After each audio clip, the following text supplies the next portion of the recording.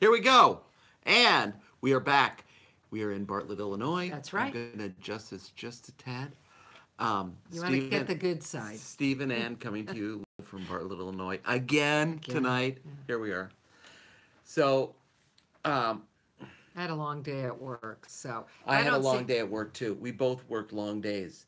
But that said, and not to be depressing, but the title Reflections, we're kind of reflecting on what we do, how we do it. And this is, what is today? June 8th? 8th.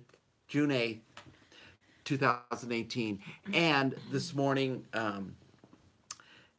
Anthony Bourdain died. Earlier this week, Kate Spade, both suicides. Really tragic, really depressing. But so I'm reflecting. Are you reflecting? I could be. So our title, Reflections. Do you have one? If you don't, then you're a vampire, and this talk, you have no soul, so it's not for you. Okay? Okay. Move on then to someone else who doesn't have a soul either. But we're just reflecting. Not trying to be silly funny, but We're not? or we're not laughing at No, it's a terrible thing. any sadness on anyone's part, but it's like, how is it that people who seemingly have everything, I mean, fame, fortune, notoriety, talent, Well, I would say you have the money to get the best psychiatric help, whatever it is you need to. you can rent friends. Well, that's true. Maybe we should try that. I've heard it's. That's what I always call the therapist, rent a friend. It is a rent a friend, but I really think, to me, when I reflect, and I think we all need to reflect on our life. I think what are the good things? Do you know what good things? I do. Sorry, we're not trying to be funny because this is terribly depressing. But I'm not trying to be funny, but You are. am I being funny? You I could don't know. be. I was very deeply moved by that news, and my take on it is that was inspiration to me to be right here, right now, Yep. having fun, making you laugh, and in a sense entertaining you, And lifting, making me laugh too. making you laugh. And that, if that is my calling, and now granted, I'm not a comedian, I'm not a stand-up comic or whatever, but we love to do this. And Yeah, I'd say it's a love-hate. I'm kidding about that. I'm kidding. she scared me. It's what I do best, scaring people. But, and I did a post on my page about everybody being exactly who they are and how they're supposed to be, and doing that random act of kindness, that generous spirit, that just you doing that. You don't know how you have tipped the scales and changed the world today. That's what I thought. Well, I thought it was motivation for me. It is. To get off your ass and go be you. Just the other day I was walking my dog and I was kind of in Does it look like I have horns coming out of my head? That's kind of scary. But anyway, I was walking my dog. I was kind of in a down place, and this lady walked by. And she hit her. Smiling, and said hello to me, and it's like it changed my whole day. And her dog didn't attack you? The dog did not attack me. Good. It attacked the dog, but not me. But what we're talking about is, I think the fastest way to get out of a really crappy place, at least for me, is just to start being grateful for the things that you have, not for the things that you don't have. Because happiness is not what you have. It's in the moment, just being thankful for who you are, for the friends, whether you have them or not. For the friends that you don't have? That's true. For the husband or spouse or partner that you don't have or have. Sometimes that's hard. But anyway, I think when I reflect on my life, I'm thankful for you most of the time. Good. Good. It's a good thing. Yes. Except there's always that point where you think nothing good is ever going to happen. I mean, I was at a place where What this place is a, was that? this, Were you in Rome? no, I was in Michigan and I was 20 years old. I was working full time at a nursing home. Ooh, talk And about fun. And I took care of, in a small nursing home, there were 5 women. I did everything, the cooking, the cleaning. And I remember one See night, this halo. I remember one night going outside, and this is in the backwoods of Michigan, boring as hell. Did you have a gun? I wish I did. If I would, I probably wouldn't be here. But anyway, Sorry. I remember staring at the sky and saying, there has to be something better for me than this, because at 20, this was horrible. And there are other things going on that made my life an acid bath.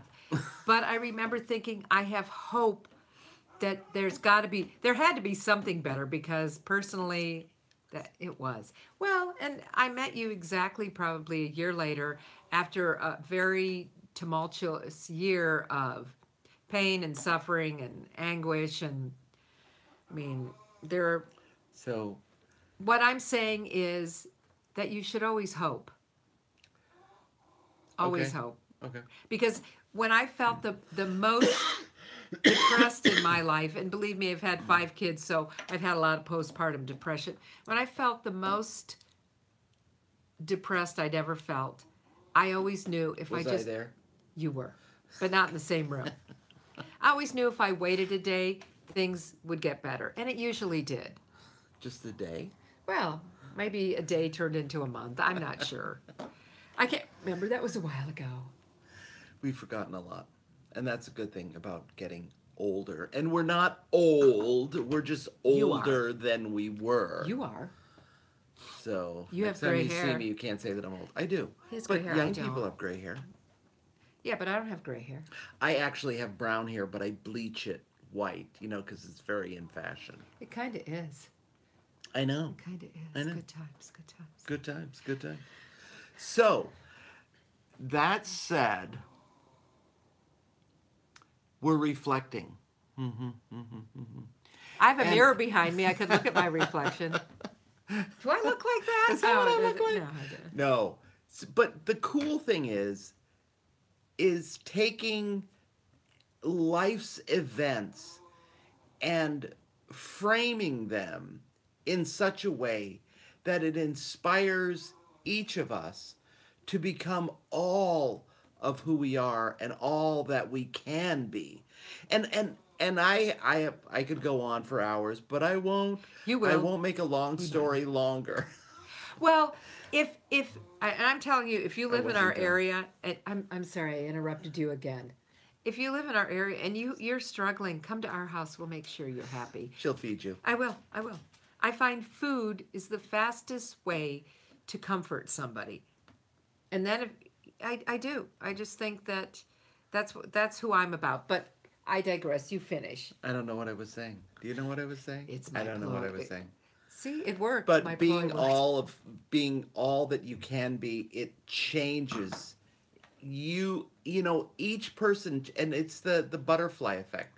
That one little tiny thing that affected somebody that tipped the scales. And I think, Anthony Bourdain, he's in a hotel, and I've In been Paris. in Paris. But A you know what? fabulous city. Hotels, to me, being alone in a hotel Yeah. is depressing. It's very depressing. So I get that, but just being that one person that says something to somebody, that gives them a compliment, that opens a door, that little tiny thing that tips the scales to where Right. they can do it. Well, nobody knows, I think, what, as an individual, anybody's pain is. There can be, and this is why when there's a big shooting, people said they were the nicest people. It's because people keep all of their pain inside. And I don't. think sometimes, for me, in my job, there are people that are extremely rude and crabby. But I'm not one of them. You're not one of them. But I don't know what's happened to them that day. Maybe they diagnosed with cancer. Maybe they were maybe their children were terrible to them. I understand that, you know, as a mother, no matter what you do, and you can disagree with me, but no matter what you do, your kids are not going to like you for a lot of reasons. And as parents, we ask our children You to have to forgive us. suck it up. We ask our kids to forgive us, but life is too short. We're so imperfect. Yeah, we are. Life is so short that to hold grudges and hold unforgiveness in reality is really stupid. You know, and if you believe in God, which I do, I believe God can work miracles in any relationship. And I've seen it happen. I have seen it happen many times. So, my hope every day is when I pray is I have gratitude for my husband, who's wonderful. He is. For the people that's in my life and for other people that, you know, are difficult. Even those people that are really giving you a hard time. And I'm not one of them. No, you're not. Well, you are sometimes. But I give thanks for them every day. At least I try to, if I remember. So I think gratitude, let that be your number one when you reflect. Even when you're reflecting on negative things, because sometimes you look at yourself and you're like, I can't believe that. Is that what I look like? Or were we that stupid? Yeah, we were. We were pretty stupid. I mean, we got married when we were 21, so we were super stupid. But you know what? Here's the crazy thing. Just one quick note going back to Anthony Bourdain. He was 61 years old. I'm 62, and I feel like, and I'm not kidding you, Nope, he's that not. our life is just starting. Yep. This is just the beginning of this incredible adventure that is in front of us. Right. And I just, you know, I'm kind of stunned by this.